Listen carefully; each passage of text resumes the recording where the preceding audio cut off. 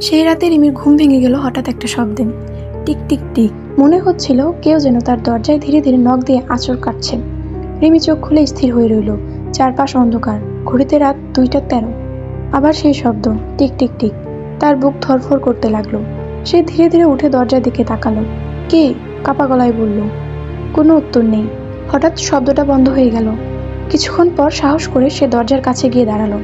হাত বাড়িয়ে দরজা খুললেই বাহিরে কেউ নেই, শুধু মাটিতে পড়ে আছে একটা পুরনো খাম। খামের উপর লেখা রিমি। রিমির গলা শুকিয়ে গেল। সে খামটা তুলে নিল। কাগজটা ঠান্ডা, অস্বাভাবিক ঠান্ডা। ধীরে ধীরে খুলে দেখল, যদি তুমি এই চিঠিটা পাও তাহলে আজ রাত 12টার আগে পুরনো আম গাছটার নিচে যেও না। রিমির হাত কাঁপতে লাগলো, কারণ চিঠির ভিতরে তার জীবনে এমন কিছু কথা লেখা ছিল যা সে কাউকে কখনো বলেনি। আর সবচেয়ে ভয়ঙ্কর, চিঠির নিচে তার নিজেরই সই। সারাদিন রিমির মাথায় ঘুরতে লাগলো, যেও না, কিন্তু কেন? রাত নামতেই অদ্ভুত কিছু ঘটতে শুরু করলো।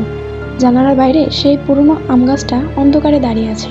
হঠাৎ মনে হলো গাছটার নিচে কেউ দাঁড়িয়ে আছে, কিন্তু ভালো করে তাকাতেই কেউ নেই। রিমি চোখ ফিরিয়ে নিতে আবার মনে হলো কেউ তাকিয়ে আছে তার দিকে। ঘড়িতে 11টা 58। হঠাৎ ঘরে আলো নিভে গেল। পুরো ঘর অন্ধকার। তার কানে ভেসে এলো এক ফিসফিস শব্দ, এসো। রিমির শরীর ঠান্ডা হয়ে গেল। চিঠিতে তো বলা ছিল না যেতে, তাহলে কে ডাকছে? তার পা যেন নিজে থেকেই দরজার দিকে এগিয়ে গেল। সে বুঝতে পারছিল না সে নিজে হাঁটছে না, কেউ যেন তাকে টেনে নিয়ে যাচ্ছে। দরজা খুলে সে বাহিরে বেরিয়ে গেল। রাত 12টা, চারপাশ নিস্তব্ধ। সে ধীরে ধীরে আম গাছটার দিকে এগিয়ে গেল।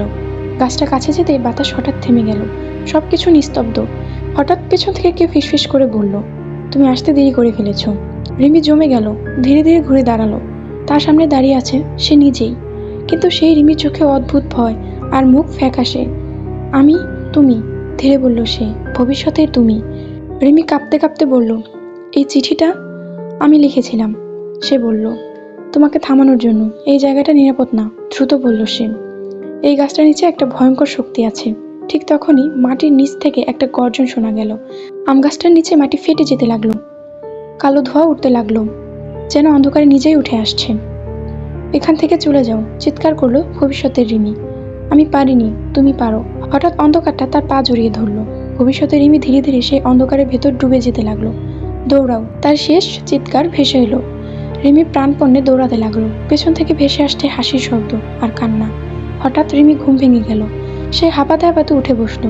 সবকিছুই স্বপ্ন ছিল। ঘর ঠিক আছে, সব শান্ত। সে স্বস্তির নিঃশ্বাস ফেলল।